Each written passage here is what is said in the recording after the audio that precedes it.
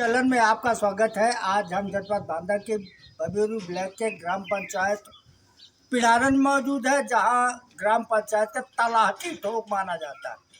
उस तलाहटी थोक में विद्युत आपूर्ति के खंभे टूटे हुए हैं, जिससे उपभोक्ताओं को परेशानी हो रही है। और आगे चल के सीसी रोड खरंजा टूटा हुआ है, जिससे आवागमन में काफ़ी लोगों को समस्या उत्पन्न हुई है। और हमारे ठीक पीछे नाली बजाती नालियाँ और सीसी टूटी हुई है, खरंजा टूटा हुआ है, जिससे चैत्रमासा में बरसात के दिनों में लोगों का आवागमन में बाधित हो सकता है और उनको दिक्कतें आ सकती है। हमारे साथ ग्रामीण मौजूद है, अब उनका इस संबंध में क्या कहना है? जी भाई साहब, क्या नाम? मेरा नाम हरिओम है जी, क्या क्या समस्याएं हैं? पिछले काफ़ी दिनों से प्रधान और सचिव को सूचित किया जा चुका है इस सब विषय में। नाली और वहाँ एक खंभा टूटा हुआ मेन चौराहे का, जिसमें संबंधित अधिकारियों को सूचित किया जा चुका है, लेकिन कोई कार्रवाई नहीं हुई। पिछले 4 मेन खंभा कहाँ पे लगा है, कहाँ पे? हेमराज पटेल के घर के पास है, उसमें 10 kV का ट्रांसफार्मर भी रखा हुआ है। उसमें अधिकारियों को सूचित किया जा चुका है। पोल का खंभा है वो? एक पोल का खंभा है, वो टूटा हुआ है। हाँ, तो पर से अवगत कराया अधिकारियों? कई बार दे चुके हैं संबंधित अधिकारियों को, प्रधान को भी। उसमें जान माल का नुकसान कभी भी हो सकता है, कभी भी वो खंभा गिर सकता है नीचे। मेन रास्ता है वो, कोई काम नहीं हुआ। मेन रास्ता है, खंभा टूटा हुआ है, तो कभी भी दुर्घटनाएं भी हो सकती हैं। बिल्कुल हो सकती हैं, क्योंकि वो हल्की सी हवा आती है तो हिलने लगता है। संबंधित अधिकारियों को बार बार सूचित किया जा चुका है, लेकिन कोई निराकरण नहीं। तो जब प्रार्थना पत्र दिए हैं PSDO बबेरू जेई, क्या कह रहे हैं? इनसे कहा गया तो कह रहे हैं अभी लट्ठे नहीं है, जब आएंगे तो हम काम कराया जाएगा। किनसे कहा गया? लाइन मैनों के द्वारा सूचित किया गया है। अरे लाइन मैनों क्या होते हैं भाई? आप जेई और एसडीओ को आप जेई को दिया जा चुका है एक एप्लीकेशन, जिसमें 10-25 तो क्या आश्वासन मिला था? कितने दिन का काम हो जाएगा, लेकिन काम नहीं हुआ। आश्वासन मिला लेकिन काम नहीं हुआ। सांसद जी को भी अवगत कराया गया था एक बार। सांसद जी तो महान जी। क्या नाम? निखिल सिंह जी, क्या समस्या है आपके गाँव? हमारे गांव में पानी, रोड, नाली प्लस पानी की समस्याएं बहुत ज़्यादा हैं। पिछले 1 महीने से पानी की बहुत ज़्यादा समस्या है पीने की। और हम प्रधान सचिव मतलब जो हैं काफ़ी शिकायतें कर चुके हैं, एप्लीकेशन भी दे चुके हैं। एक बोर बनता है, दूसरा पहले ख़राब हो जाता है। और इतने बड़े गांव में, काफ़ी बड़ा गांव है आबादी का, एक बोर से पानी कहीं नहीं जा रहा। और बहुत बार हम अवगत करा चुके हैं, पर कोई निराकरण मिल नहीं रहा है। रोज अब खुद से पिछली टंकी है, उसका ट्रांसफार्मर काफ़ी टाइम से खराब है, तो लोग खुद चंदा कर रहे हैं। कई बार एप्लीकेशन दे चुके हैं, तो सुन नहीं रहे हैं, तो खुद चंदा कर रहे हैं कि नया ट्रांसफार्मर लगवाया जाए वहाँ पे। ये जो नए की बात अलग है, ये जो पोल टूटा है जिसमें ट्रांसफार्मर लगा हुआ है, इसमें आपका क्या कहना है? किन अधिकारियों को आप प्रार्थना पत्र दिए हैं और पोल क्यों नहीं लग रहा? एप्लीकेशन जितने भी अधिकारी हैं सबको दिए जा चुका है। और वो खंभा काफ़ी समय से टूटा हुआ है, ठंडी से टूटा है, वो लगभग ठंडी से काफ़ी समय टूटा। रोक दो वीडियो पूरा। डीएम को ज्ञापन भी दिया गया है, ताकि मेन चौराहे पे खंभा है, जिससे अगर हवा या कोई अगर वाहन टकरा रहा है तो उससे बहुत बड़ी जनहानि हो सकती है। और ट्रांसफार्मर एक ही खंभे में है और ऊपर उसे टूटा हुआ है। और हमने कई बार जेई एसडीएम को भी ज्ञापन दिया है, पर कोई निराकरण अभी तक हुआ नहीं। क्या आपको लगता है कि निराकरण होगा? अब होना तो चाहिए, हम लोग की यही मांग है। हो नहीं रहा है।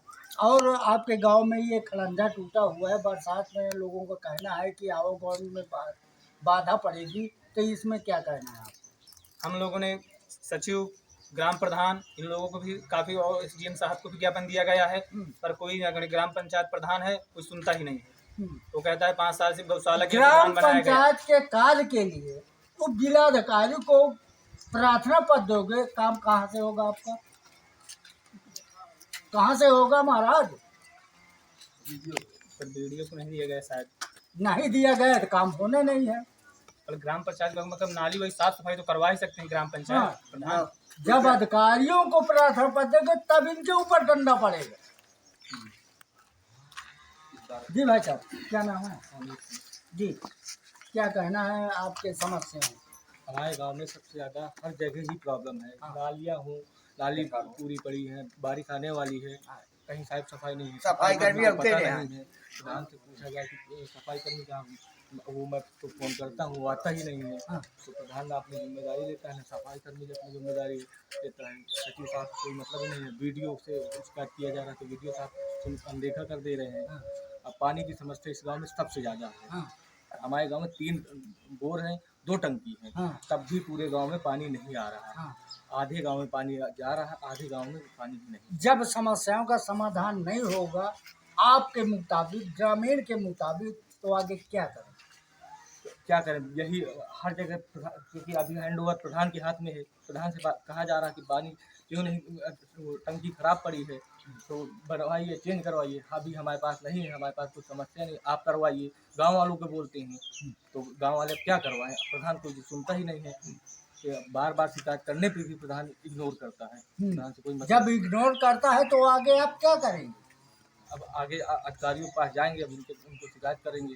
यही अब ये है, सोचा जा रहा है, लेकिन कोई अभी गांव वाले भी इकट्ठा नहीं हो पा रहे हैं। समस्या यही है। जी भाई साहब, क्या नाम है? मेरा नाम सौरभ सिंह पटेल है। जी, क्या समस्या है? कितनी समस्या है? विद्युत की समस्या, अवगम रास्ता की समस्या, नाली की समस्या, आखिरकार आपके गांव में क्यों नहीं विकास कार्य हो रहे?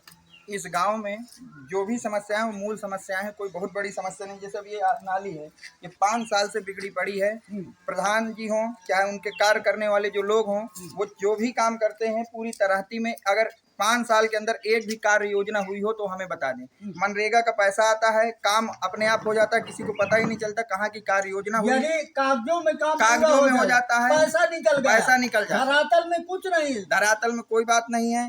अगर उनसे कहा जाए कि ये काम हमको जैसे नाली साफ करानी है तो कहते हैं आप अपने जॉब कार्ड वाले लेबर ढूंढ लीजिए। क्या अधिकारियों से आप शिकायत किया कि धरातल में नहीं हो रहा है, इसका इसलिए निरीक्षण होना चाहिए? अधिकारियों से भी कह चुके, सचिव से भी बात हो चुकी, बीडीओ साहब से भी बात की, लेकिन उन कहते ठीक है करवा रहे हैं, 2 दिन का 4 दिन का आप हमें समय दीजिए। अरे आप यहाँ के ग्रामीण हो, मतदाता हो, आपको दबाव बनाना चाहिए कि नहीं हमको इसलिए निरीक्षण चाहिए।